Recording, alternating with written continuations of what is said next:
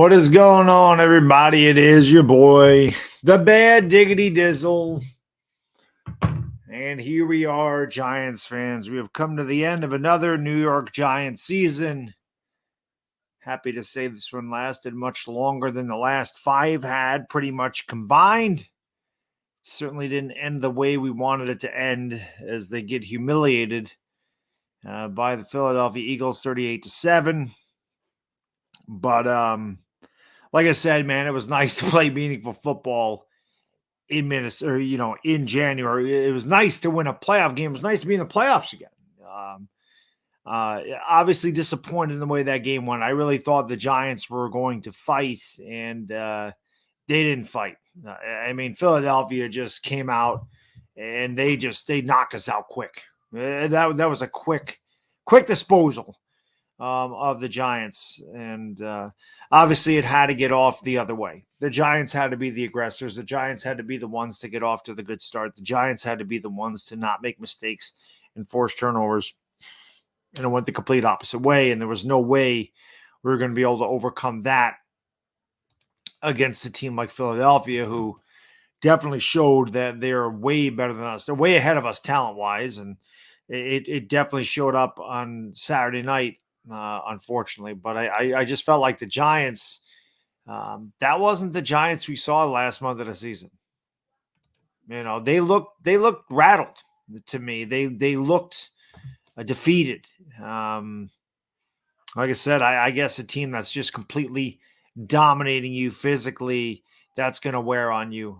Both lines of scrimmage completely dominated our line of scrimmage, and that's definitely something we were worried about going into the game for sure.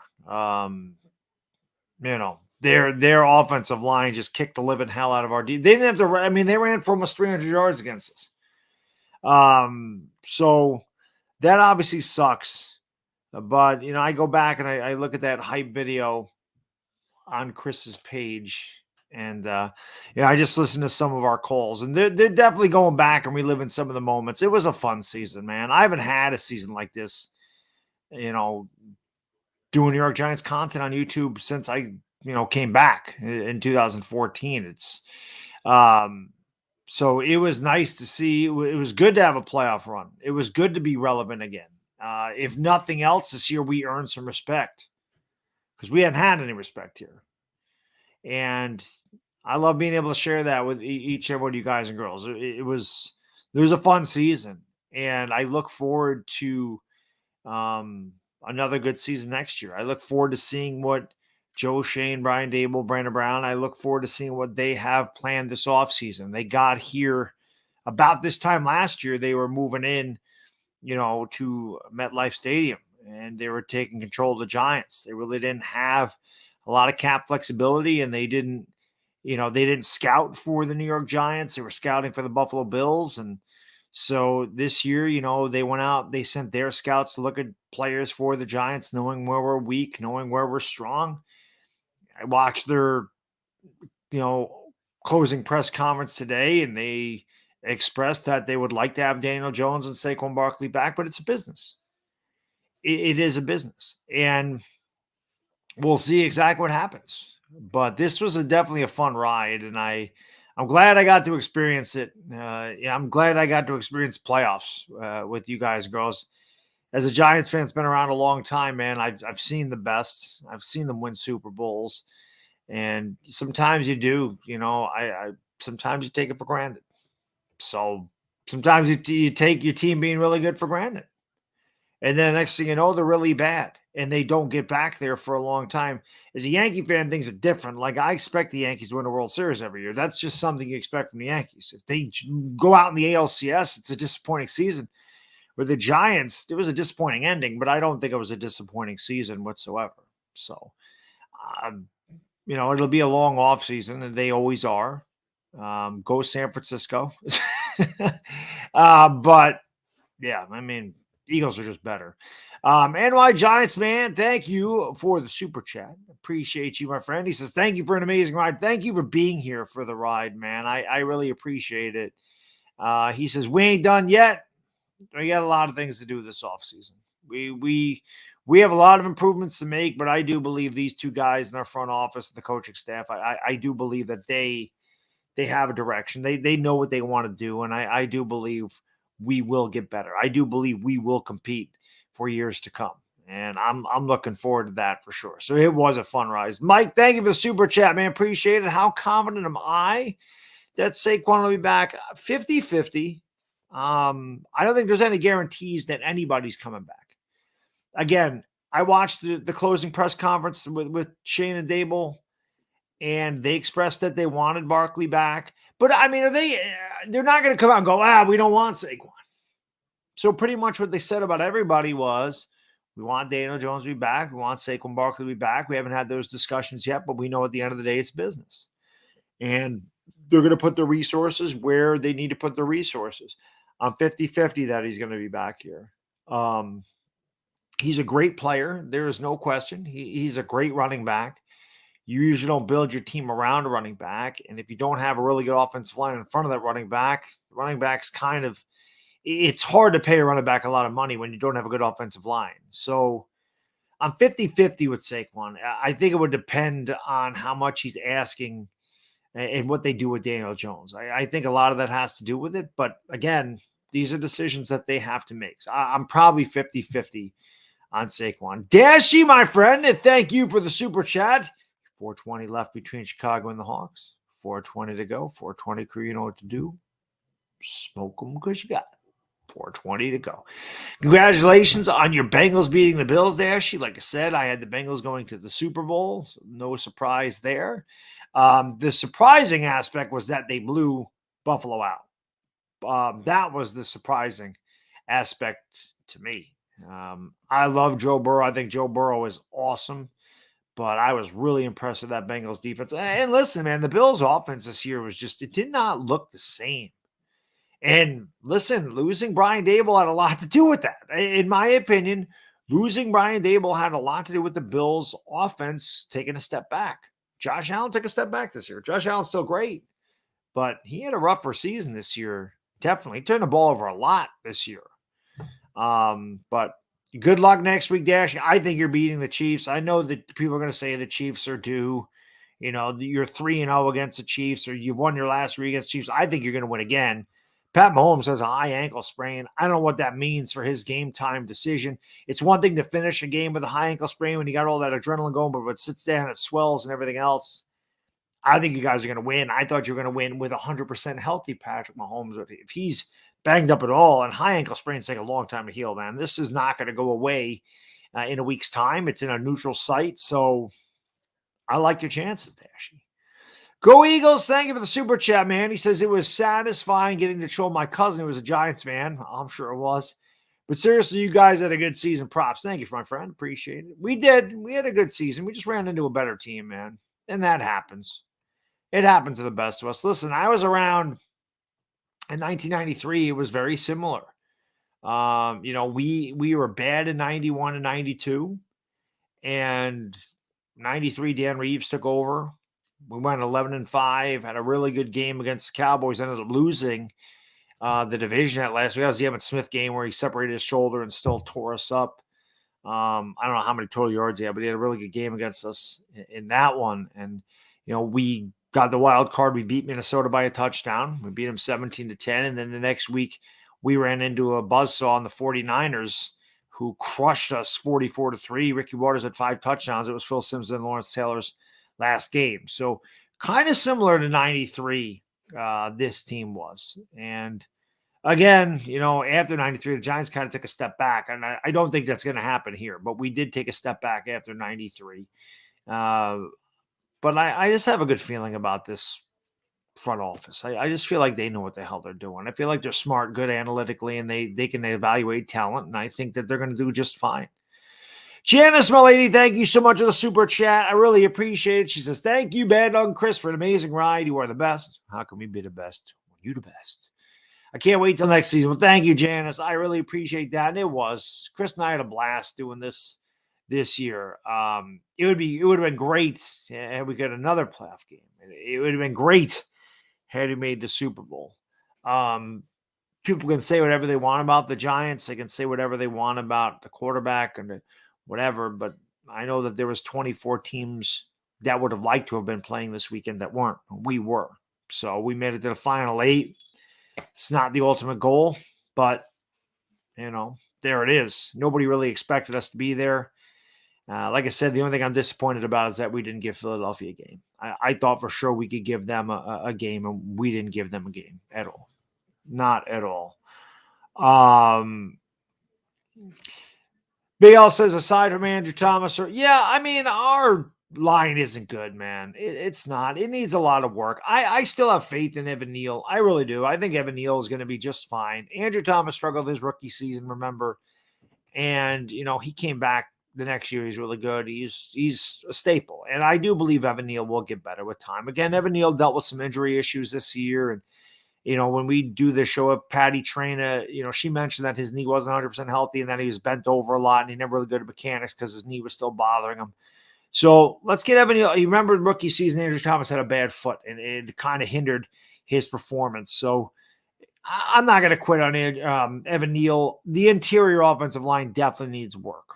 There's no question we need to draft a center and we probably need a couple of guards. But we definitely need a center. I think that's a key position, and we definitely need inside linebackers. I think interior offensive line and inside linebackers are massive needs along with the number one receiver. But I think getting a receiver is going to be easier than finding offensive line. We'll see what the Giants do. I mean, there is talk about DeAndre Hopkins coming here. I heard the Odell Beckham name again. Listen, I'm not going to sit here and get into the whole Odell Beckham drama again, but a lot of things can be made. It's going to be a very interesting offseason. I look forward to doing a lot of Giants content this offseason with signings or, free agent signings or trades, especially when the draft comes around. Chris and I will be here I can't say that. I don't know Chris's work schedule because I know in April I always take that last week off so that I can do a week's worth of the draft stuff. So hopefully he can do the same thing and we can do what we did last year where we did like a show every day. Around 11 o'clock, we did a midday show every day of the week. And then, of course, we did the, all 3 rounds of the draft. So hope we can do that again. That was a lot of fun. I enjoyed that a lot. Chris, man, thank you for the super chat, brother. Appreciate it. He says, what does a Philadelphia Eagles fan and a school on Sunday have in common? Both have no class.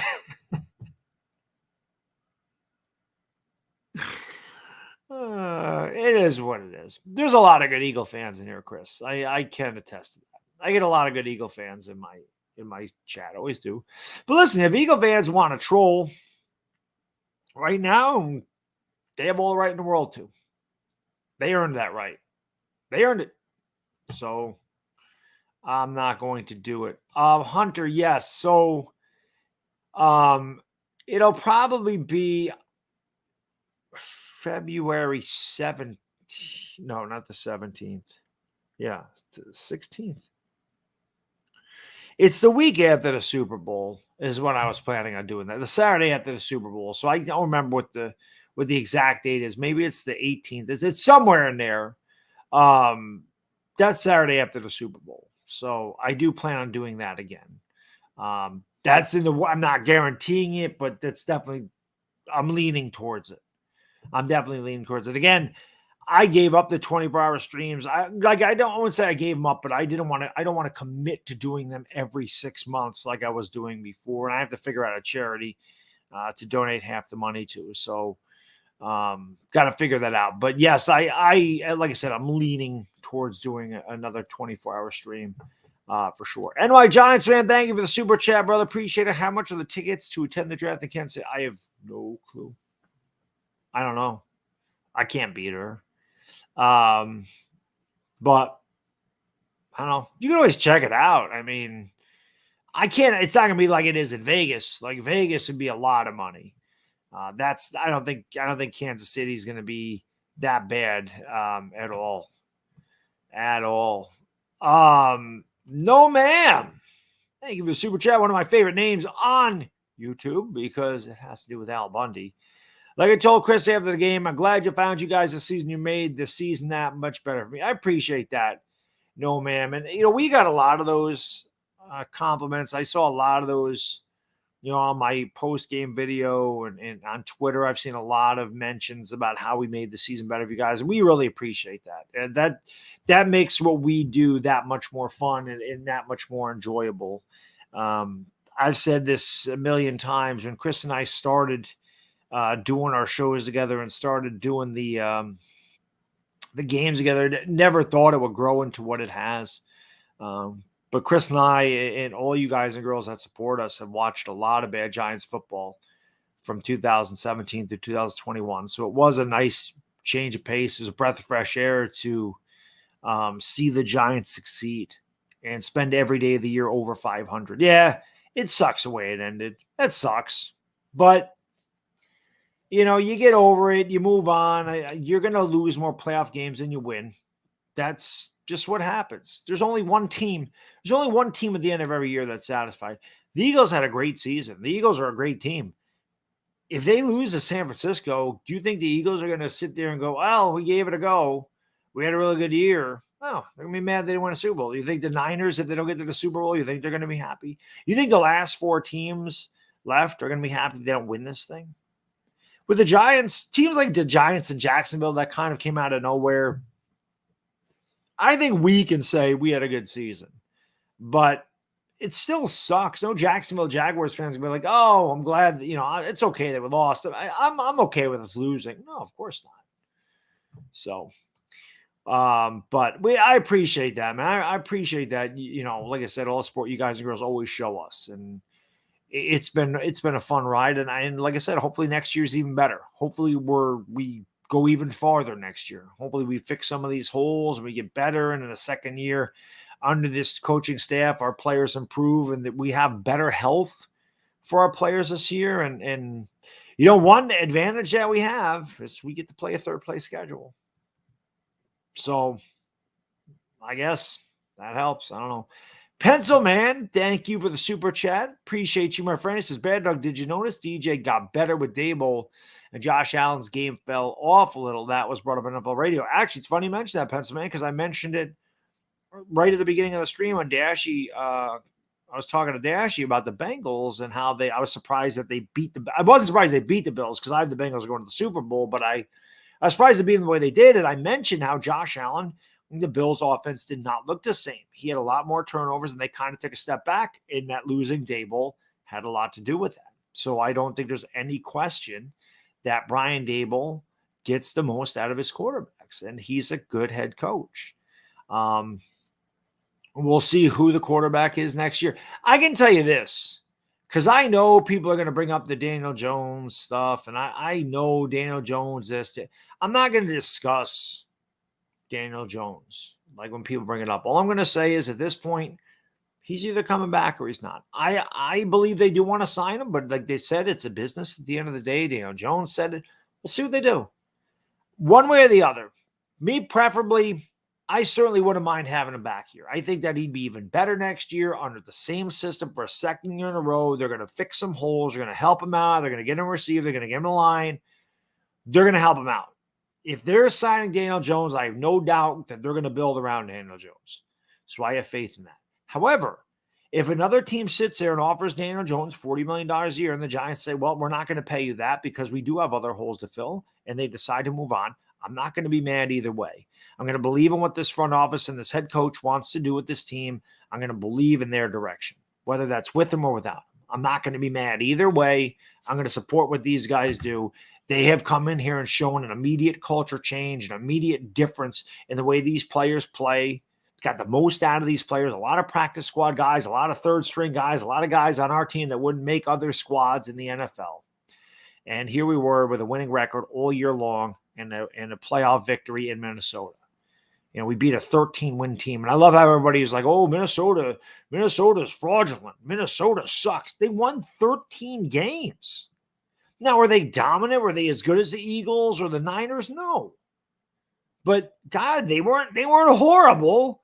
People make it out like we beat the Arizona Cardinals or a team that was no good. They act like we beat the Houston Texans in the first round of the playoffs. Minnesota was 13-4. So they weren't bad.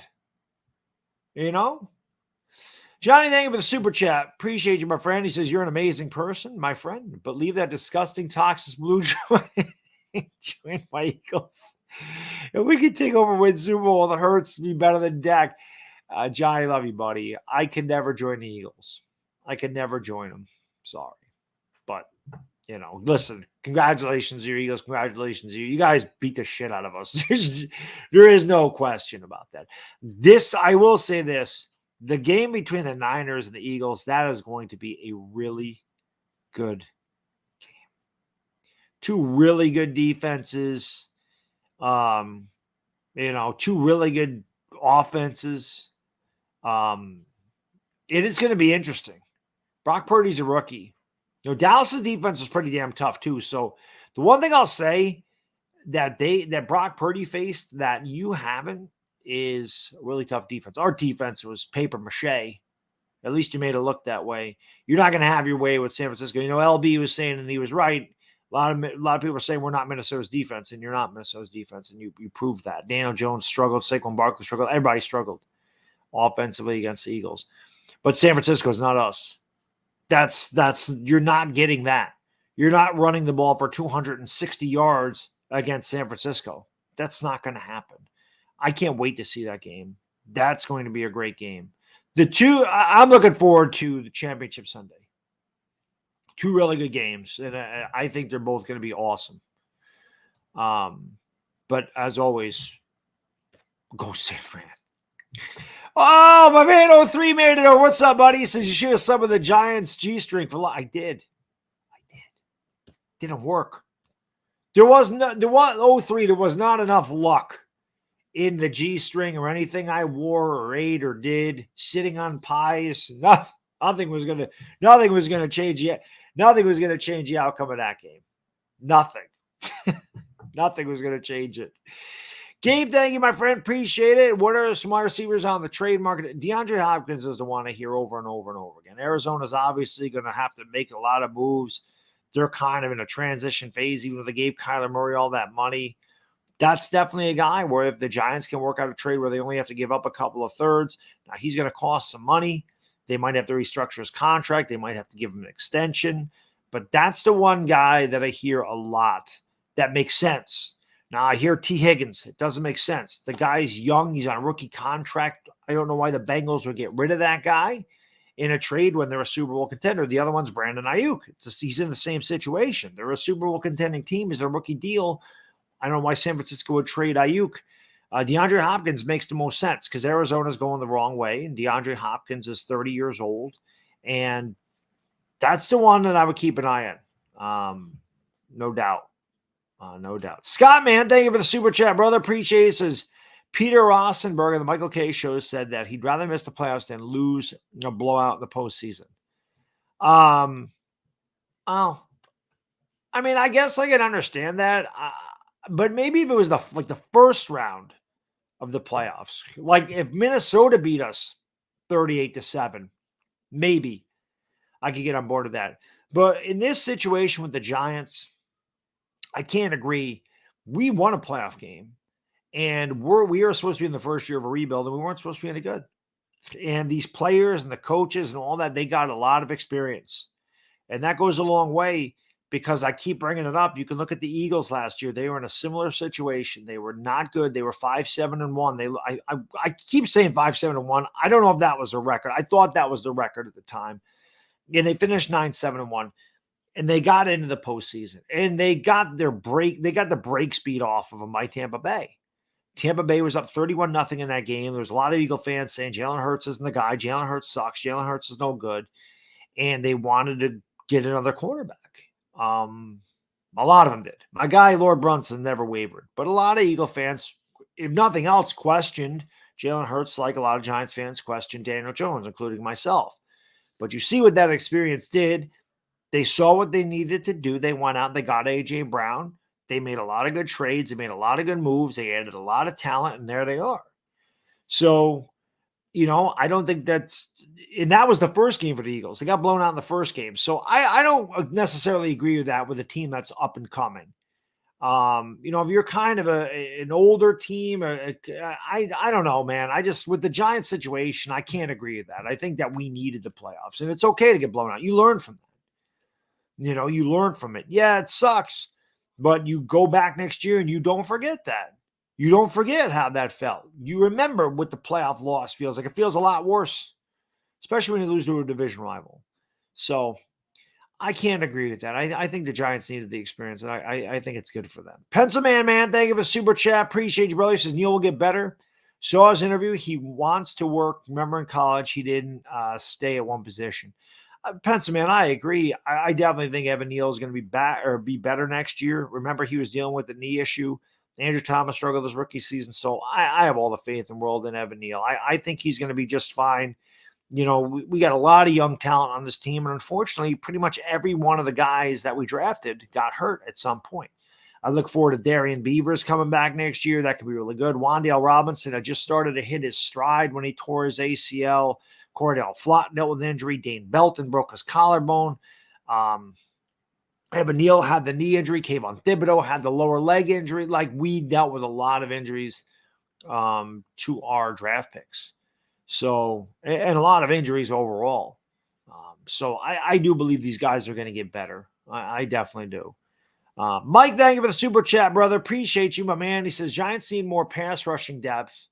That's a fact. It's more our interior linebackers that are really bad. He said, the way the Eagles rotate their pass rushers and keep them fresh, you see why they got 70+ sacks this year, and that's a great point. We do need to get more talent. But again, it's, you can only do so much each year. I had a guy post on one of my videos says, oh, Bad Dog wants to bring back Jones and Barkley, but says we have all these holes. How do you plan on doing all that? It's called the draft. It's called the draft. You don't sign all your needs via free agency. You don't build a team through free agency. You build teams through the draft. And this is supposed to be a rebuild. You don't rebuild it overnight. We accelerated this process by having a good season, by winning a playoff game. So we accelerated the process. And now you're going to have higher expectations going into 2023. There wasn't a lot of expectations. There's very few people in this fan base or in the media. I don't know if anybody in the media thought the Giants were a playoff team going into this year. So we accelerated that process. But we do need depth at a lot of different positions. And that's what the draft is for. So we'll see how they do it. But again, you can't do it all in 1 year when you have a lot of holes. It takes time to build a champion. It just does. Allison, my lady, thank you so much for the super chat. I really appreciate you. She says, my manager is from Jersey and he's an Eagles fan. We had some words today. Good. I hope you gave it to him. Who do you think we get in free agency? Do you think we bring back Davis Webb? So, Allison, I haven't really looked at the free agents as far as what's out there, and I don't really know which position the Giants are going to target, which is why it makes it so hard. People say, who do you think we're going to draft in the first round? Where do you think we're going to go? I think it depends on a lot of things as far as if they trade for a receiver, if they go out and they sign a cornerback, if they sign an inside linebacker. I haven't really looked at the free agent. I will get into that. I usually do that like at the end of after the Super Bowl is over. I start to pay attention to who's a free agent, who we may be able to bring in here. But I do know that Dable and Shane, at least in their presser, said they want to keep their own guys here. And I think their first order of business will be to try to get Daniel Jones and Saquon Barkley back here, from what they say. So I think that they're going to work on their own guys first, and then they're going to go out and look for other free agents. But as far as Davis Webb goes, I think he's going to be a coach. That's really the way I look at him. I think Davis Webb had a lot to do with Daniel Jones's growth this year. Obviously, he came over from Buffalo. So I don't think he'll play. I don't think he'll be on the roster. But I do believe that he'll be a coach in some sort of way to help Daniel Jones. That I do believe. I do believe he'll be with the organization as some sort of coach. Divin, my friend, thank you for the super chat. Appreciate you, brother. Lamar to the Giants makes sense. Well, I don't know how the Giants are going to get Lamar Jackson. I don't know how they're going to get Lamar Jackson. I mean, I don't know where they're getting the money for that. He's going to make a lot of money. And again, I don't know. I don't know what they'd have to give up to get him. I don't know what Lamar Jackson's situation is. But I can't see Lamar Jackson being a Giant. I just don't see. I don't see that happening. I'd be shocked if that happened. I'd be shocked. Dashy, my friend, thank you for the super chat, brother. Appreciate you. All I got to say to the NFL and the media experts is keep sleeping on us. I don't know why they're sleeping. I don't know why they're sleeping on the Bengals, Dashy. I don't know why they're sleeping on the Bengals, my friend. They should not be sleeping on the Bengals at all. Not at all. They should not be sleeping on the Bengals whatsoever. The Bengals are a really good team. They were in the Super Bowl last year, and they are hitting their stride, man. Their defense is really freaking good. So I don't understand, man. I don't understand why anybody would do it. D says, thanks for the play, but I appreciate you being here for it, D. Chris and I have a lot of fun calling those games, and obviously it becomes a lot more fun when you're winning. When you're winning football games. And we had some exciting games this year. A lot of fourth quarter comebacks, 5-game winning touchdown drives. We lost that first game to Minnesota, but we had the game tying drive. A lot of close games, a lot of good ones, and a playoff win. I mean, it was a lot of fun this year. Like I said, the ending was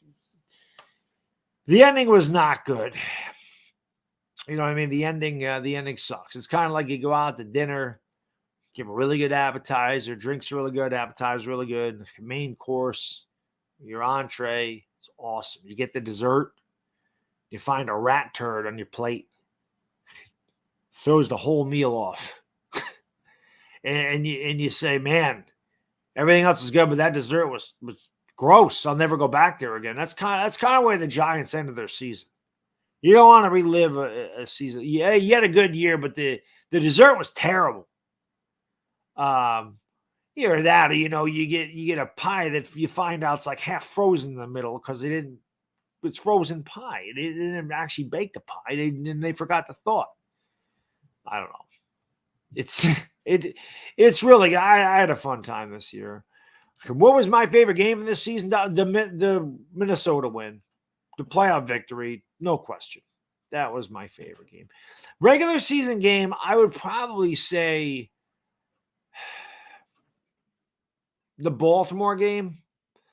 I think the Baltimore game, like in the regular season, I think to me that made me truly believe that the Giants were for real. Now, I know a lot of people say, oh, for real, the Giants sucked, they overachieved. I knew at that point something special was going on.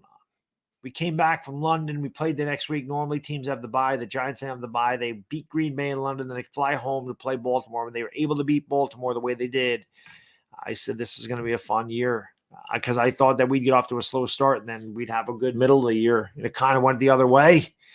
Seattle was way better than I thought they'd be. Detroit was way better than I thought they'd be. Jacksonville, even though we beat them, they were a lot better than I thought they'd be. So I think the Baltimore game, the Jacksonville game was fun too. Gave me a heart attack, but the Jacksonville game was a good one too. But I think the regular season Baltimore and obviously favorite game was the postseason. Benjamin, my friend, thank you for the super chat. Appreciate you. What did KP say to Max? I want you inside me. Give it to me. Give it to me.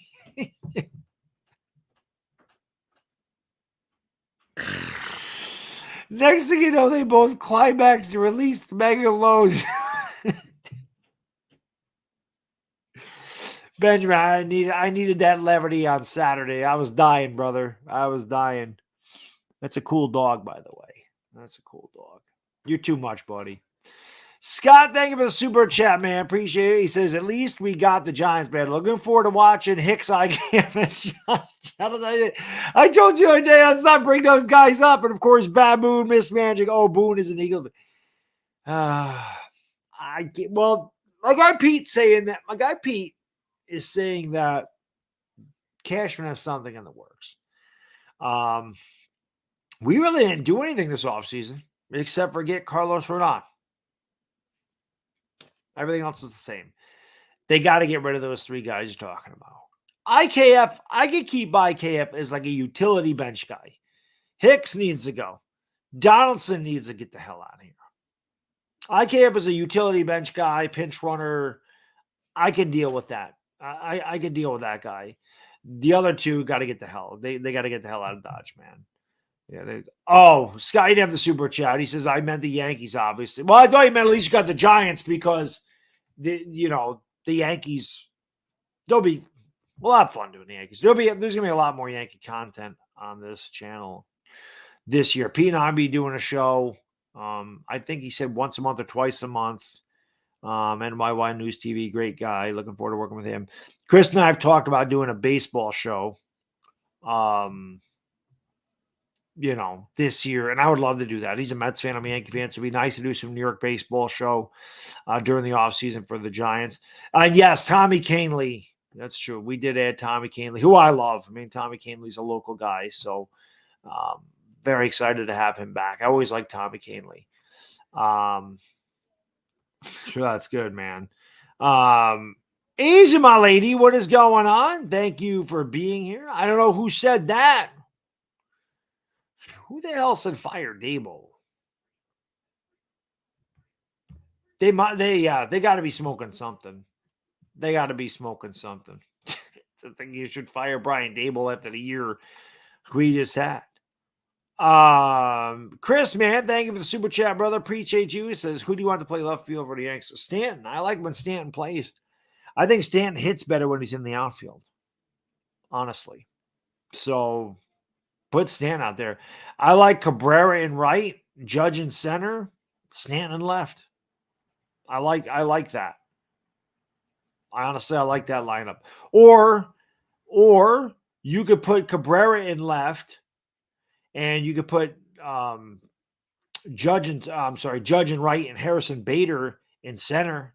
If they wanted to keep, I think Bader's still under contract. You could put Harrison Bader in center field. Harrison Bader was our best player in the postseason. So hopefully Harrison Bader's healthy. So I'd be fine with that. I'd be fine with putting Cabrera in left. Benjamin, thank you again, my friend. Appreciate it. He says 40 whiners. This is where we're going to disagree, Benjamin. I definitely am a 49er fan this week. You get it. You get it. You feel the same way about the Niners that I do the Eagles. He says we'll see a lot of Cox next week, both big and small. Breaking news, Mark Holmes has released his 1 millionth vid on why Dak won a Super Bowl. Well, not this year. Not this year. Dallas ran into that San Francisco team is good. That San Francisco team is good. D-Hop, or you give me DeAndre Hopkins for the simple fact that DeAndre Hopkins hasn't dealt with 2 torn ACLs. I would go DeAndre Hopkins for that reason alone. No, Odell Beckham's a free agent. So it wouldn't cost us anything to get him as far as draft capital goes. So I guess it would depend on what the asking price for D-Hop is. But if it's something like 2 third-round picks, I'm definitely going to go DeAndre Hopkins over Odell Beckham, simply, like I said, for the fact that DeAndre Hopkins has been healthy and Odell Beckham's coming on. Odell Beckham's dealt with a lot of injuries in his career. And I'd rather have a guy that I think is more reliable in DeAndre Hopkins. Someone says, I was going to say, what's March 16th? NFL free agency is March 16th. Card coach says 2 ACLs go for the third. Right. I don't want that. Kadir Slayer says Brock Purdy has more playoff wins than Tony Romo and Dak. How about that?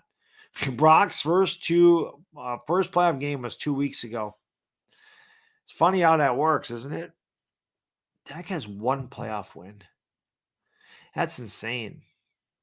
I don't understand, like, people, getting on Daniel Jones's case saying, oh, he sucks. You're crazy for wanting to give money. He played against one of the best defenses in the league, man.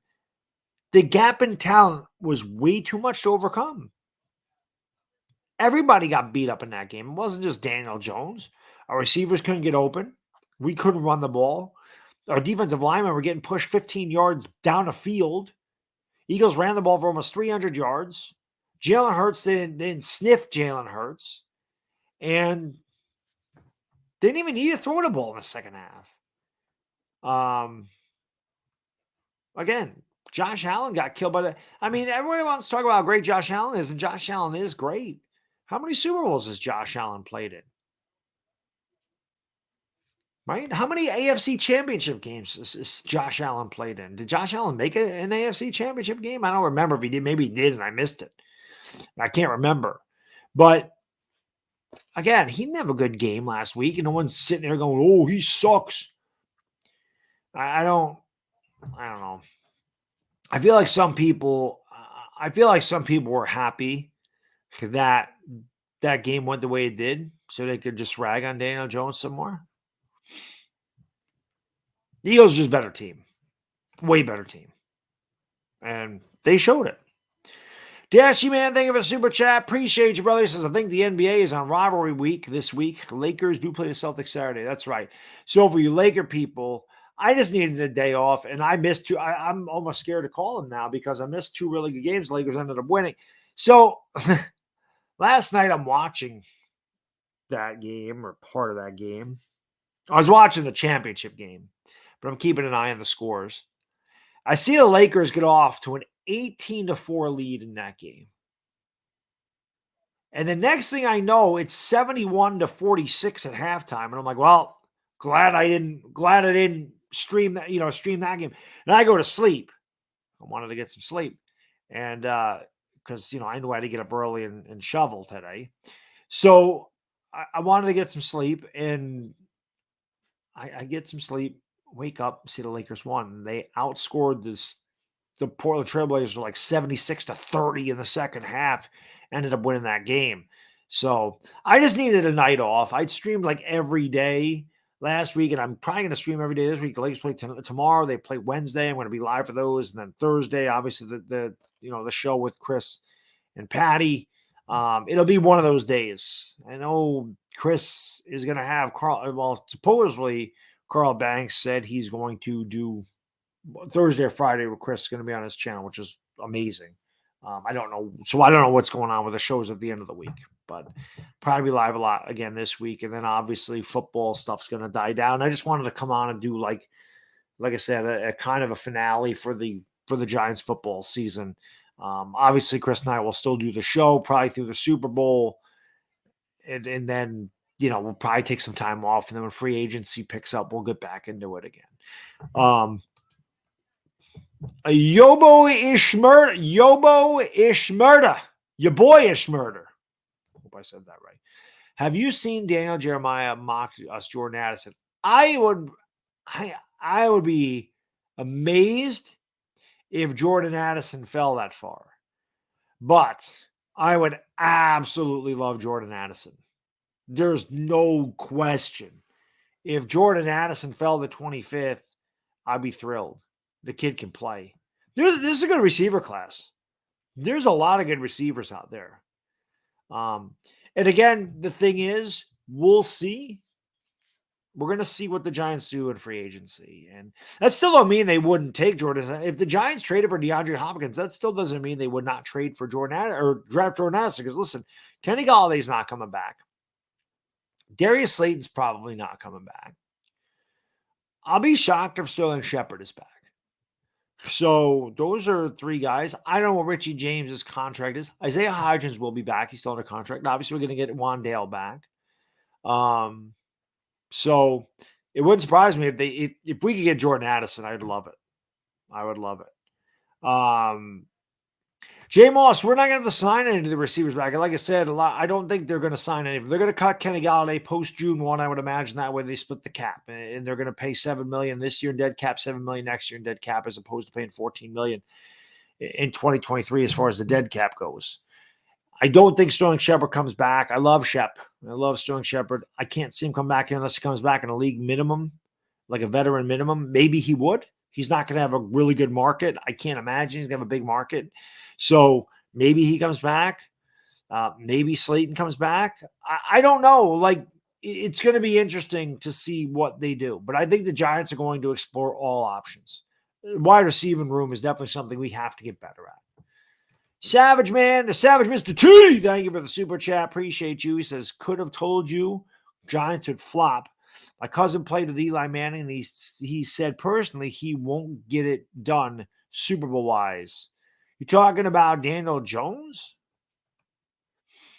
Well, I mean, listen, again, Colin Johnson, yes. Colin Johnson will be back. I don't think that you have to re-sign Colin Johnson. That was a guy I really was looking forward to. I thought he had a great training camp. which is another reason why we'll see what they do as far as some of the guys that they have to bring back. But yeah, Colin Johnson. There's a couple guys who lost. Colin Johnson, Darian Beavers. Those were two guys who lost in preseason. I thought were going to make a big impact. And I did the video on how Brian Dable talked about, the best guys are going to play. I swear that was because guys like David Sills and Colin Johnson were having big camps. And then he got hurt. And Kenny Galladay had a bad camp. Kenny Galladay just didn't contribute here. It just wasn't the right fit. So Kenny Galladay's not gonna come down. So I don't know. Card Coach says, "What do you think about signing a center with 25?" Yeah, I mean, listen, I am fine with this, Card Coach. Like I said, whatever Shane and Brandon Brown and Brian Dable come up with, I'm going to support it. They've been here 1 year. They inherited a team that really wasn't theirs. They had very limited cap flexibility. They really couldn't make a lot of moves as far as free agents went. And again, they didn't have their scouts looking at the New York Giants and what they needed on their roster. This year they had their own scouts, and they're going out scouting for what they need for this organization. So whatever they decide to do, like I said, if Daniel Jones comes back, I'm good with it because that's what they believe is best for the team. If they let him go and say it's best that we let him go, I'm going to be okay with that too. Because, again, I have to trust their direction. I have to trust that they know what the hell they're doing. Now, maybe they make a move and it completely backfires and they don't know what the hell they're doing. But if this season showed us anything, it should show us that they figured something out because this team had been a complete train wreck for 5 years. And this year, you could say they had less talent than they've had those other 5 years. But they found a way to get in the playoffs or win a playoff game. They found a way to be competitive pretty much in every game except for against the Eagles. The Eagles are the one team that they just beat the crap out of us. I mean, Dallas, we were, that's a mismatch too. Dallas is a lot more talented than us, but we battled Dallas. Like Dallas didn't blow us out. I mean, we made Dallas work. The Eagles ran over us twice. They just ran right through us, literally. The first game they ran for like 300 yards. In this game, they ran for 260 or whatever the hell it was.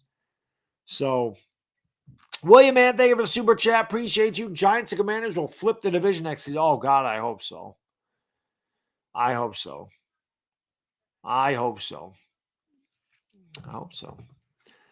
That'd be great. Louis, my man. Love you, buddy. My guy, Louis T. I had a good year, Louis. I can't argue, man. I had fun this year. Beating Minnesota was good. I had a fun time. It's been a long time. You guys are not subscribed to Louis T. Make sure you subscribe to that guy because one of my favorite things I do on here is the round table with Louis T, big Commanders fan, Lord Brunson, Law Nation. We always have a lot of fun when we do that. Make sure you subscribe to Louis T because he's one of the best. And he's the man. He says, what up, Dizzle? Dakota has 2 playoff wins and 1 AFC Championship game appearance for Josh Allen. Oh, there we go.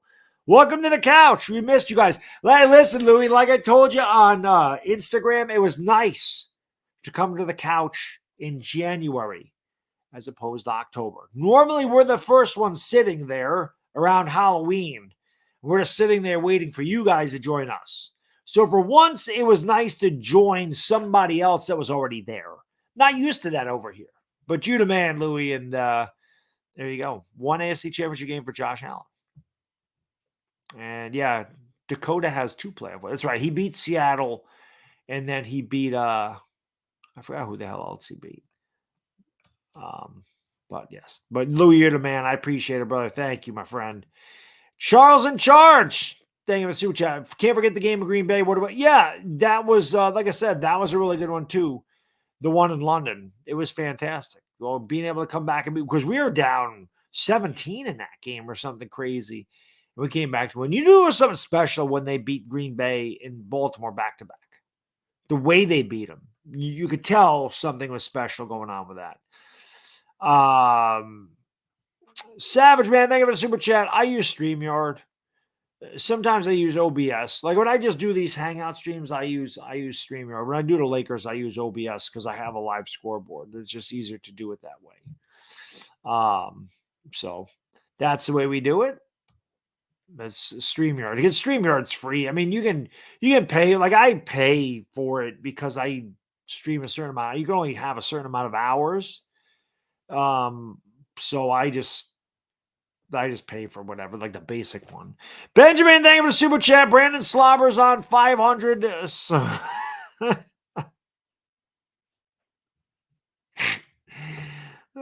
Benjamin, you're too much, man. We don't have Roger Roach in here because he only comes to the Lakers streams. Eric says Evan Neal and Aziz were terrible picks. Yeah, I'm not gonna agree to that one.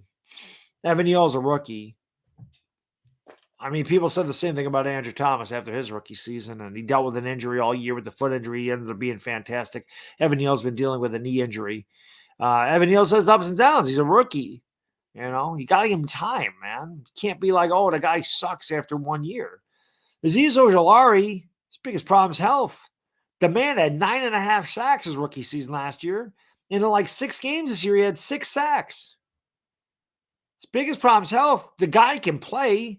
I would not say that was a terrible pick, especially since we traded back and still got that guy 50th. I think both of those are good picks, and I think that as long as they're healthy, you're going to see them really take a step forward next year. Dan, thank you for the super chat, man. Appreciate it. Shane seemed a lot more confident in bringing back Jones and Barkley in his presser. Said they weren't close to the number. Do we still have hope? Well, like I said, Dan, whatever Shane and Dable, Brandon Brown, whatever they decide to do, I'm going to get on board with it. I do believe that the quarterback's more important than a running back position. I also believe that no matter how good your running back is, if you have no line in front of him, he's not going to be as effective. I do think that Daniel Jones will be easier to sign than Saquon Barkley. I think Saquon Barkley is going to want his money. And I don't know if the Giants want to pay him. So he's going to be tougher. I could see them tagging Barkley and either asking him to play under the tag or trading him under the tag. But that's the way I look at it. I just feel like maybe they feel there's more important needs than giving a running back all that money. That's right. He beat the Bucs this year. That's right. I forgot. The Seattle game, I remember. I totally forgot about the Bucs game. Probably because that game was. What was I watching? You know, Louis, I don't even think I was watching that game. I think I had that on in the background. But I think when they went up 12-0, I was doing something else. Like I didn't really care that much about that game. I was just so happy that we won. That was it. I was so happy the Giants won. I didn't care what Dallas did. I forgot the hell I was doing Monday night. Can't do it. Bookend Tackle says Jones is getting signed. They basically said in the press. Well, what they said was they want him back. And they believe that he did everything they asked him to do in the offense, and they do want him back. They felt like he played well. He passed every test that they gave him, and they want him back. But they did say at the end of the day, it's a business. They haven't really discussed the numbers yet. So they do want him back. But again, if Daniel Jones if the number's too high, we'll see. But yes, they did sound like they wanted him back. Now, again, I can't imagine that they would say, oh, no, we don't want him back here. Even if they didn't want him back here, I can't imagine. Well, yeah, we don't want Daniel Jones. But I do think that they want him back. And again, we'll see. We're going to find out in the coming weeks what happens here. Yeah, I agree. Our supporting cast is not good. I'm ready for baseball season too. Now I'm ready for baseball season. I'm always ready for nice weather. I hate January. Passion. I hate them. Who else can we cut besides Galladay? Galladay is going to be the big one. They're not going to cut Leonard Williams. Leonard Williams did say that he would take a pay cut. How about that? Leonard Williams said he would take a pay cut to stay here. I think the Giants will restructure his contract. They'll either extend him or whatever. I think they'll give him an extension. That way they're not getting hit with a $32 million cap hit. for Leonard Williams next year. So I do. And a lot of people don't understand that when, you're talking about giving Daniel Jones, say, $33 million a year. Like, oh, you're going to waste all your cap space. The way they're going to structure the cap, they're not going to get hit with $33 million on the cap. It's not going to be a $33 million cap hit. It might be $20 million. They're going to structure this around signing bonuses, performance bonus, all this stuff. And they're not going to have to pay $33 million against the cap. It's not going to happen that way. Just trust these guys. Remember, Shane comes from Buffalo. Bean is one of the best with the cap. Brandon Brown comes from Philadelphia. Howie Roseman's one of the best with the cap. These guys know what they're doing. These guys are not Dave Gettleman when it comes to the cap. So if they do give Daniel Jones $33 million a year, say they give him 3 years, $99 million, 3 years, $112 million, whatever. 4 years, $112 million. It's not all going to go against the cap. They will figure it out. Trust me. That's what they get paid to do. That's what they get paid to do. They know all the ins and outs, all the rules, all the loopholes. They're going to figure it out. But other than that, I don't know who else they would cut besides Galladay. There's some free agents they're going to let walk, but I don't know if they would cut anyone. I can't see them cutting Adoree Jackson, but Adoree Jackson could be a guy that they do let go. I don't know. Leaving the race, thank you for the super chat, brother. Appreciate it. Draft corner first. Rome Adunzi second. Ricky Stromberg third. Linebacker, and then shoot at some interior offensive line, defensive line, and fast wide receiver late. I have not looked at the draft. I just like the wide receivers. Jordan Addison's a guy I liked, obviously. I love the kid from TCU, Quentin Johnston. He's not going to be there. Marvin Mims is good. Like I said, Jordan Addison, Mario Williams, Jalen Hyatt. There's a lot of good receivers. That's really what I looked at. That was about it. There's that kid from Ohio State. I can never say his name. He's really good too. So, we'll see. But that's really it. I haven't looked at the draft prospects yet, but obviously now, like I said, more so when this football season's over completely, that's when we look at it. That's when I start to look at who the Giants can bring in here. But it's going to be good. I like I said, I'll look more at that stuff once we get into February and March. Then it becomes fun. How much will the Giants have to play for Daniel? I don't know. It's a good question. I'm going to say somewhere between 30 and 35 million. That's honestly what I think. They're not going to give him 6 years. They're not going to give him 6 years, $250 million. He's not going to get a franchise quarterback money. He's not going to get a Kyler Murray contract. He's not going to get a Pat Mahomes contract. He's not going to get a Dak Prescott contract. He's not going to get that. He's going to get more of a Ryan Tannehill, Derek Carr type of contract. I think that's what the Giants are going to offer him. So that might be 28. Maybe it's not even 30 to 35 million. Maybe it's somewhere between 28 and $32 million a year. Maybe it's 4 years, $112 million with an option to get out after 2. Like I said, people look at the cap and go, oh, you can't give the guy 4 years. Well, you might not have to. You give him 4 years, you can get out after 2 and not get hit with a cap. That's what these guys do. They're good. These guys are good with a cap. Dave Gettleman was not. Dave Gettleman was terrible with it. He was very good at scouting. He was good at evaluating talent. I think that's pretty obvious. We saw a lot of his guys had big seasons this year. They just needed to be coached up. They needed the right coach, but the talent was always there. You see that Gettleman kind of knew what he was doing there. But as far as free agent signings and working the cap, he was awful. He was awful. Yeah, Kyler Murray makes 46. Daniel Jones ain't getting that type of money. He's not getting that kind of money.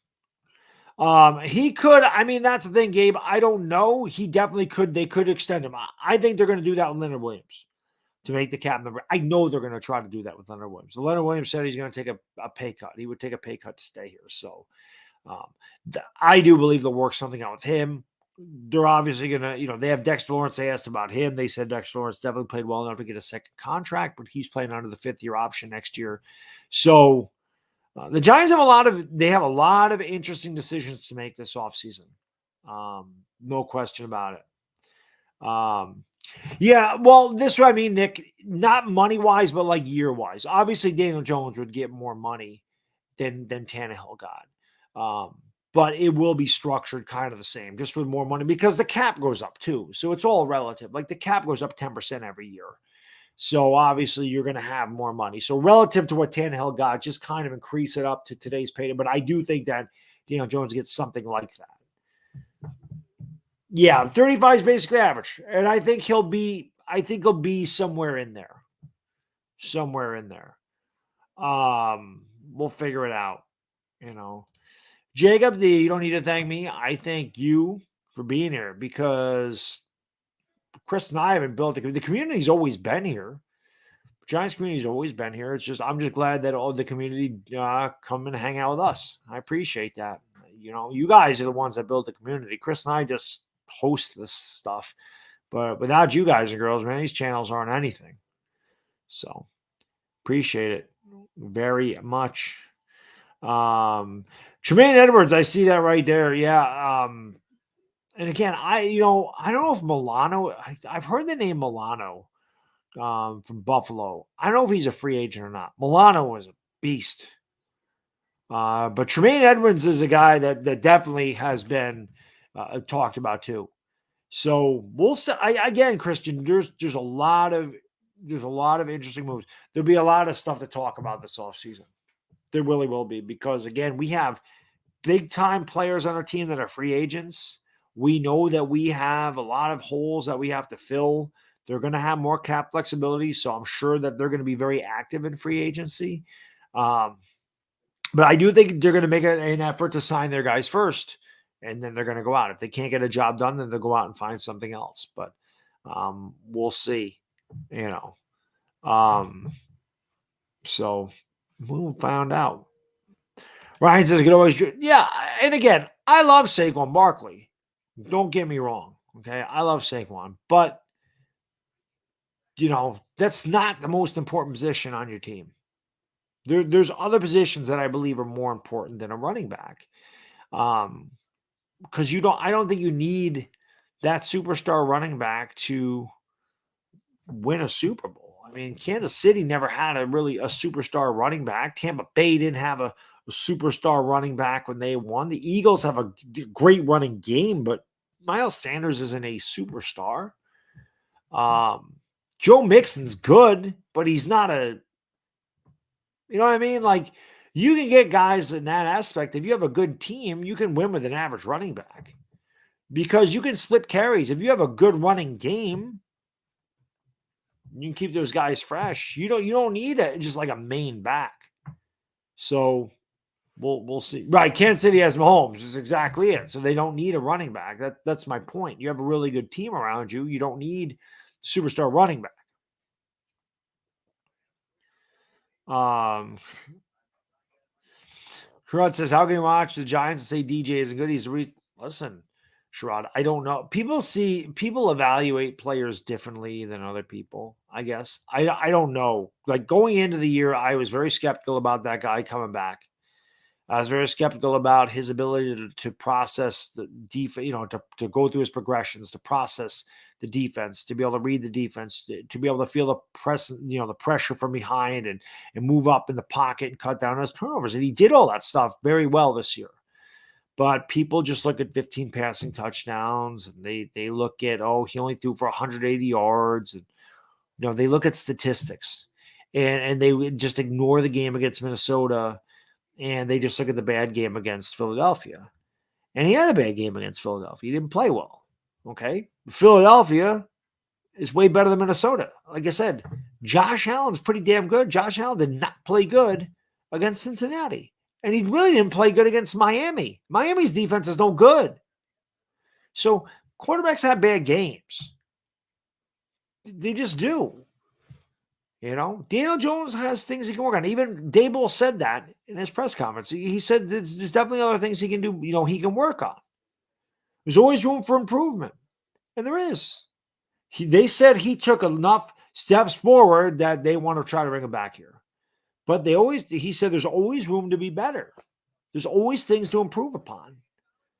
Which, if you look at Daniel Jones, and you give him a number one receiver, and you get him some help in front of him, and get him a better offensive line, and he's coming back in the second year in a row of a system, which he's only done once, and we all know how bad that system was. You expect him to be better. So that's it. I mean, I don't know what to say.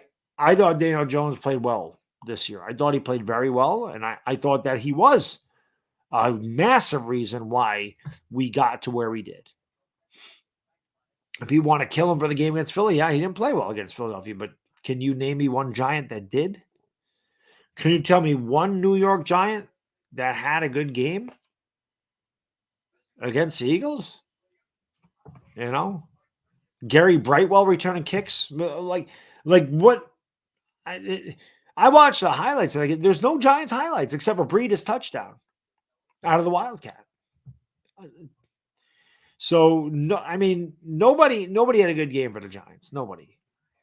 Mike, thank you for the super chat. Appreciate you. He says, I was shocked at how easily they erased Dexy. They did, Mike. They wiped out our front four, front three, whatever. They wiped out our defensive front. They were just pushing those guys back. I mean, they ran all over us. That's what they did the first game too. Just way too much, just the gap in talent. We had nothing for him. I was just surprised Wink didn't bring more guys up to the line of scrimmage. I was surprised at how conservative the Giants came out. And even the offensive game plan I felt was extremely conservative. I really did. I thought there'd be more trick plays. I thought there'd be more things throwing caution to the wind. It's like you got 60 minutes to live. I thought that their game plan would have been more open defensively and offensively. I certainly thought they'd be more aggressive on both sides of the football. And it didn't show up. I mean, I thought even the coaches had a bad game. I thought they had they looked unprepared. And they looked overwhelmed to me. And that is a team, even like I said, when they got beat this year, they lost 7 games. It was rare that I was like, wow, they got overwhelmed. But they were overwhelmed in that game by a far superior team. So we'll see, man.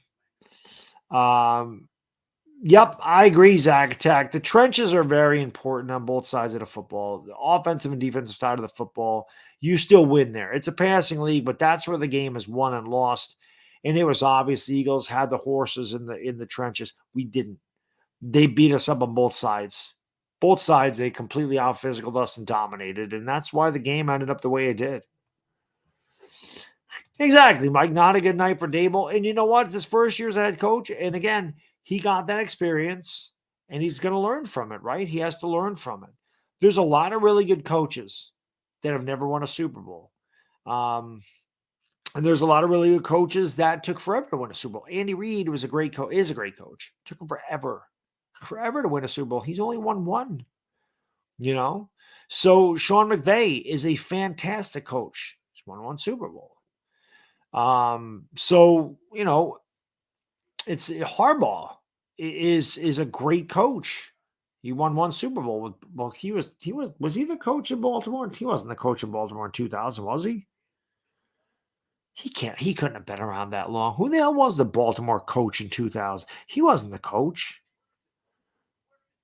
But he did win a Super Bowl against the 49ers. That's right. They did win that Super Bowl. So he's won, what was that, 2013, 14? I forget. But he's won one Super Bowl. Tomlin. There's a lot of really good head coaches that you don't win every year. It's tough. So Brian Billick. I was thinking of the second time around, but thank you guys. It was Billick that won that. But I was thinking the second Super Bowl. I knew that he won one. It was when the lights went out in New Orleans, and San Francisco made the big comeback, but ended up losing. That was the one I was thinking of.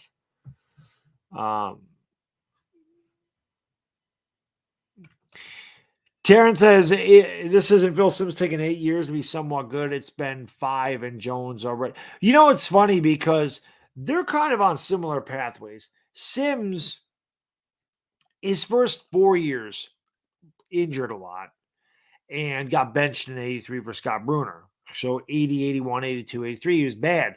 84, Simms threw for 4,000 yards and the Giants made the playoffs. So in his 5th year, Simms started to take flight. And again, Simms didn't play in 83, but had Parcells and had that coaching staff for his entire career. After Perkins left in '82, Phil Simms pretty much played for Parcells his entire career. Eli Manning played pretty much for Tom Coughlin his entire career. The good years Eli Manning had was under Tom Coughlin. So I don't know. But yeah, I think Jones and Simms are more, except for Simms is not athletic as Daniel Jones is. Hell, Eli is not as athletic as Daniel Jones is. Sway, man, thank you for the super chat. Give me TJ Edwards and free agency dude's a beast. We're going to find out, Sway. There's going to be a lot of moves that are going to be made, and it's going to be very interesting offseason. It's going to be a very interesting offseason. They have a lot of decisions to make, and they have a lot of holes to fill. And we're going to see how good, we're going to see how good these guys are. I felt like they did a good job of what they had. What they had to work with going into this year, they got the most out of it. And let's hope that they, put the right guys in the right spots, and then we're better next year. Let's hope that we're a 11 or 12 win team next year, and we're more complete, and we can compete with the Eagles and the Cowboys. That's the next step. Making the playoffs and beating Minnesota was nice. Now it's time to be able to beat Philadelphia and Dallas. Those are your next feats. Those are your next accomplishments. You have to be able to beat those teams, because those teams for the last 5-6 years have completely dominated you. They have to find a way to beat those teams. If they want to be a serious contender and they want to try to win this division, they're going to have to find a way to beat Philadelphia and to beat Dallas. So they have to become more complete if they're going to compete with those two teams. So let's see. Washington was in the play mix. I mean, the NFC East was fantastic. So it was a lot of fun. Washington just needs a quarterback. Washington needs a quarterback. And they'll be pretty decent.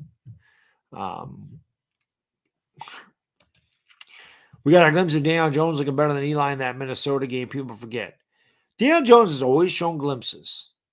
Even when he was having his bad years under Joe Judge and Pat Shurmur, he showed glimpses of being a really good quarterback, but he was completely inconsistent. He was very inconsistent. This year, he was definitely more consistent. I felt like he was more consistent. He did play. That was the best game I've ever seen him play in that Minnesota game. And yeah, he had a stinker against Philadelphia. But like I said, it's not just Daniel Jones that had a bad game. Every Giant had a bad game. There's not one Giant that had a good game in that game. Not one. Wolves, thank you for the super chat. I hurt my shoulder while doing shoulder presses. My form sucked on Thursday. Did this ever happen to you? What do I do? Don't lift too much weight. It's never ego lift. Never ego lift. It's not about the weight you're pushing. I can tell you this. Nobody's watching the weight you push. Never. It's all about form, man. It's all about form and just doing it to muscle failure. That's really what it is. So if you want to go lighter weight, do more reps till muscle failure, that's fine. But if you try to lift too much, that's what's going to happen. Your form is going to be off because you're pushing with other parts of your body, going to hurt yourself. But I don't know what you did to your shoulder. I have certainly had my injuries in the gym. I mean, I've thrown my back out, but that's spasms. That sucks. I have partially torn my labrum, and that's just from wear and tear. I've popped my calf a couple times. The first time I did, I thought I tore my calf. I heard it pop through my headphones, and it got all swollen, went down to my Achilles. I'm like, I tore my calf. I didn't. It healed in a day. Somebody told me you got Wolverine calves. And then I did it again 3 weeks later because I was doing way too much in the calf press. Calves are a smaller muscle. I was trying to be He-Man, and I did. So it's just something you learn as you go. But I don't know what you did to your shoulder, so I can't tell you what do you do. It depends. Wolf saying he said definitely wasn't ego lifting. I was trained to failure, and I was as low as 10. I heard. Oh, gotcha. I gotcha. One thing I can say, I mean, I don't know if you have a workout partner or something, but it certainly never hurts. Like if you're on your last set and you're tired and you're trying to go to failure, it never hurts to have a spotter just in case. Because sometimes you do hang. I mean, if you hang, that's when it's going to hurt. Like if you get stuck, because me and my buddy was joking about there's like an invisible wall somewhere during your sets. Like me, when I'm doing chest press, like bench press, when I'm doing the barbell press, incline press, and I can't bench. My bench sucks. I have long arms, there's a short range of motion. So I might be doing 90s. And I'm sorry, I'll be doing 80, 85, whatever. And I bang out 12 like it's nothing. And I'm like, oh, let's go to 90, and I go up 5 pounds and I bang out the first 6 like it's nothing. And then the 7th, it's like, wow, that was tough. And then the 8th, it's like, I can't even move it. So you're always going to, it happens as long as you didn't seriously hurt yourself, but everybody experiences aches and pains and bruises and bumps and injuries in the gym. Every person that's there does it. You just got to learn from it. But I would suggest a spotter always, no matter what you're doing. If you're doing heavier weights, there's nothing wrong with ever asking someone to spot you. Anybody in the gym will be willing to spot you. But again, I don't know what you do to your shoulder. So rest is always a good thing. Ice, heat, it depends on what you did to it. How tall am I, Michael? I'm 6 foot tall, but I have a wingspan of like someone at 6'3" because I've said this before. I broke my ankles when I was 16 playing football. My growth plates fused shut. So I missed out on a couple of inches. So I have incredibly long arms. I have incredibly big hands and big feet for a guy my size. So I'm a freak. I'm a freak. Bench might be yes. Thank you. By the way, that's another thing. There will be more content coming very soon on that fitness channel. Now that football season's over, definitely will be more. I want to make a concerted effort to put stuff, especially during the summer.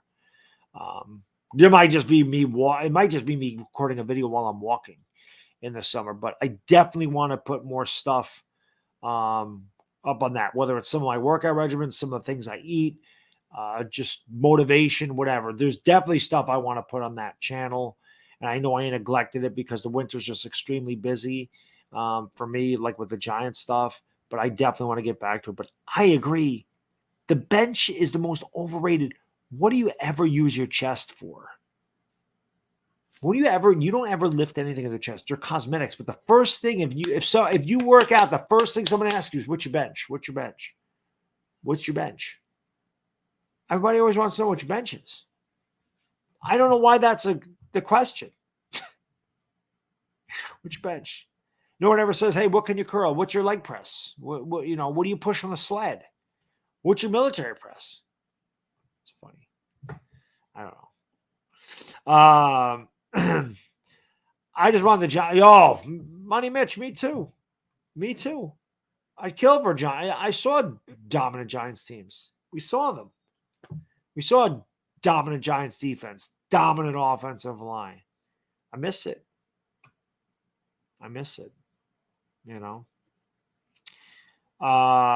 name of the fitness, Bad Dog Fitness. You just put Bad Dog Fitness in there. It's in there. There is some videos on there. Like I said, I haven't posted in months, but I do plan on doing it again. And a lot of it's going to be what I eat, I think.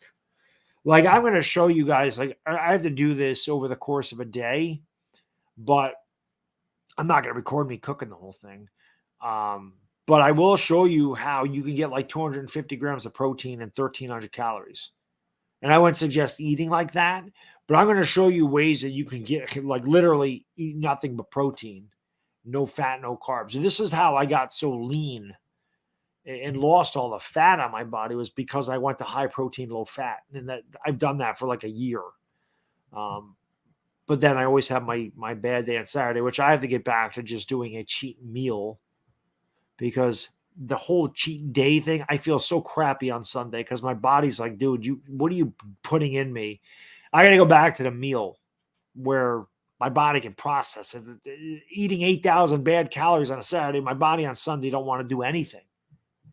And now that football is over for me on Sunday, I really don't have a reason to sit around at home. Durag Dable, my friend, thank you for super chat from North of the Border. He says, in your opinion, should we pay Saquon $14 million a year? I'll be honest. I think there's other positions that we need to work on first. But this is going to depend on what they do with Daniel Jones. I think Daniel Jones is the first order of business. I think they either work out a deal with him or they don't. My problem with Saquon is it's hard to pay a running back $14 million a year when you have so many other issues on this team, especially on that offensive line. Like, I feel like the offensive line and our interior linebackers are so bad, and we really need another corner. I don't know. I don't know if I'd give Saquon 14 million. It's tough. That's a really tough question. It's a really tough decision because it's kind of like the Odell Beckham thing. People loved Odell Beckham. But let's be fair, when Odell Beckham was here, we didn't win a lot of games. Saquon Barkley had a great year, and we went to the playoffs with Saquon, and we won a playoff game. That's something we did not do with Odell Beckham. Then we gave Odell Beckham $19 million a year, and we ended up moving him because we couldn't afford him. So it's tough. It's a tough decision, and I'm glad I don't have to make it, but if they let Saquon Barkley go, I don't think that's the worst thing that they could do, depending on what he's asking for. And I can't blame Saquon if he wants $14, $15, $16 million a year. Running backs usually get one big contract. They're in their prime right now. He was finally healthy. He should cash in and get his money. I'm not going to get mad at Saquon Barkley for cashing in. But again, whatever they do, I'm going to be fully on board with it. I'm going to believe in this front office and the direction that they're taking with this team, because they've shown pretty much overnight they flipped the culture here. They flipped the expectations of Giants fans. They brought positivity and optimism back here as a fan base. So it'll be good. Would I re-sign Fabian Monroe? Is he a free agent? Like, I don't even know where our free agents are. To be honest with you, Jay Moss, I don't know outside of the obvious ones. I'm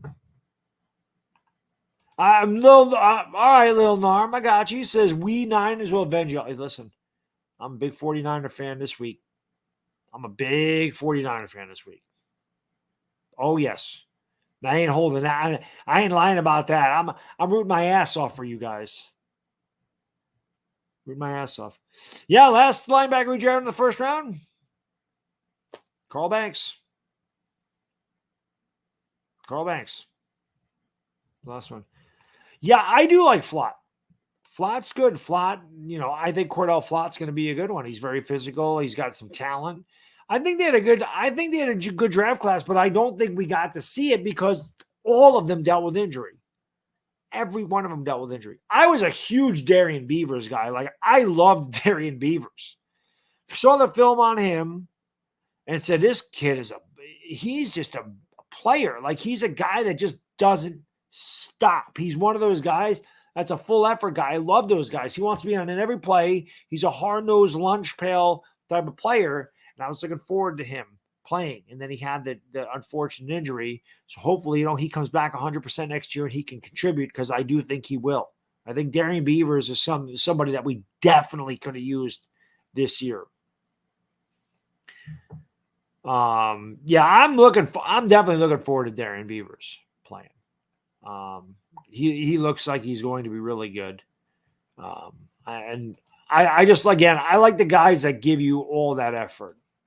I like the guys that give you the full effort.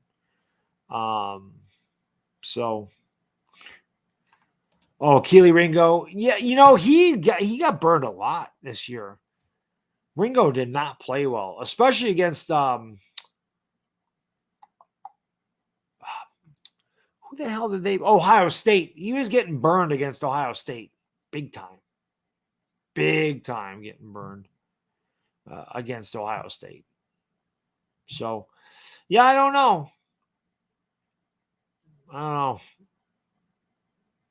Yeah, Armstead wasn't a first rounder, though. Carl Banks was the last one we drafted in the first round, and it's been like 40 years. Andrew, no, I'm not doing play-by-play for the games next week. I'm just gonna sit back and relax and watch. I'm not gonna do the play-by-play. I'm not gonna do the play-by-play. So I'm just gonna sit back and watch, and gonna hope San Francisco beats the living hell out of Philadelphia, and that's about it. That is about it. Joe Burrow is awesome. I like Joe Burrow a lot. Yeah, I saw a lot of people. I saw a lot of people thought Levis could go. I'm not a Will Levis guy. I don't know. I'm just not. I'm not really like enamored with any of these quarterbacks. Like I think Bryce Young could be good. CJ Stroud impressed me against Georgia, but I have a hard time trusting Ohio State quarterbacks. It's just me. They never seem to pan out in the NFL. They just don't. They just don't seem to pan out. I'm not saying CJ Stroud can't, but look at all the Ohio State quarterbacks that were drafted early on that just didn't turn into anything. Any wide receivers I like out of the draft, Big Mike, yeah, there's a bunch of them. Jordan Addison, Mario Williams, Quentin Johnston, Marvin Mims, Jalen Hyatt. There's a lot of that. Again, I forgot that kid's. I can't ever say his name. From Ohio, NJE or whatever his initials are. I can never say his name. But the kid from Ohio State, there's a couple good Ohio State receivers, a couple good ones at USC. Like I said, Marvin Mims out of Oklahoma, Jalen Hyatt out of Tennessee. This is a deep receiver class. Yeah, Smith and Jidba. Is that how you say? I don't want to say his name, but it's tough. There's another one on Ohio State that's really good too. Rashee Rice. I don't know much about him. Again, I have to. Jackson, yes. JSN, that's the guy. So there's a lot of wide receivers out there. Yeah, Christian, this is possible. I mean, again, I have not really looked at the receivers outside of the first round. This is something I'll really start to work on once the Super Bowl's over. Well, I'll really start getting into, I'll start looking at, like I said, centers, inside linebackers, corners, and wide receivers, like deeper wide receivers that I may not know of. But draft some Georgia defensive players always. You can't go wrong with that. Yeah, Marvin Harrison Jr. in the next draft is probably going to go top 5. Yeah, I love Jordan Addison. Somebody said that he was mocked to go to the Giants. I would love that.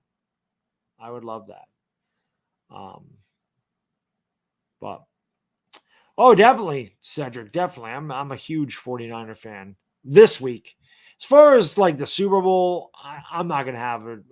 I'm not going to care if it's the Niners, the Chiefs, or the Bengals. Just as long as it's not Philadelphia. I don't care. Anybody but the Eagles. I can't stand to watch that happen again. I will definitely rooting for Brock Purdy and that story to continue. There's no question. JSN's better than Addison. I mean, it just depends. And you know what? It depends on too, Zwippy. It depends on the system. It depends on who Dable or Shane, who they feel is better. Like if both of those guys are sitting there at 25, it would depend on who, and they wanted one of them. It would depend on who they thought fit their system better. And I think that has a lot to do with it too. They may not be the guy that everybody's like, oh, why didn't you take this guy? Like they took Wan'Dale Robinson when there was other guys we had there. Wan'Dale Robinson was a very surprising pick for me. I know much about Wan'Dale Robinson. But obviously they took him because they felt like he fit their system better than George Pickens, right? And George Pickens obviously was a much better receiver this year. George Pickens was a stud, but they must not have felt like Pickens fit their system. So they went the other way around. Hyatt does have, and he's got good size. Like I like Jalen Hyatt a lot. So you worry about the system he came from. Because Tennessee's pretty much just 11 plays, just get out of the, just throw the ball, get back, throw the ball again, get back, throw the ball. They really don't have a playbook. They really don't have an offensive scheme. It's kind of like backyard football. I don't know. Yeah, I like Jalen Hyatt a lot. We'll see. Hate us because you ain't us? No. I've hated you guys forever. It's got nothing to do. I didn't want to be you guys for years. You didn't win a Super Bowl in 2017, man. I saw my team win 4 Super Bowls. What the hell would I want to be you guys for at that point? I hate the Eagles because they're a rival. It's like I hate the Cowboys. I don't hate the Cowboys because they're not the Cowboys. I hate the Cowboys because they're in the NFC East. I wish we were the 49ers. That's why I wish the Giants were. I wish the Giants had a team like the 49ers. I don't hate the 49ers one bit. I'd rather be the 49ers than the Eagles. They're going to keep Hodgins. Hodgins is under contract. He'll be back. He'll be back. So it is. Exactly. Yeah, that's exactly it, Fabian. I've hated the Eagles for 40 years. You know? So it's all good. But listen, guys, I just wanted to come in and hang out with you guys. Kind of like I said, kind of a finale. Put a bow on the 2022 New York Giants season. It was a good one. I thoroughly enjoyed it. I really appreciate all your support. I just want to say thank you to each and every one of you that made those streams awesome. And literally 4,000 or 5,000 people in those streams on Sundays. Lot of fun, lot of good memories this year. A lot of fun football games, and winning a playoff game was fantastic. I hate the way it ended. Obviously, I don't think any Giants fan is satisfied with the ending. I wish we could have given Philadelphia a game. I wish we could have given them a challenge, and we didn't. They were just better. And like I said, man, for me, sometimes, it's easier to just accept that team was way better than you. You had no chance.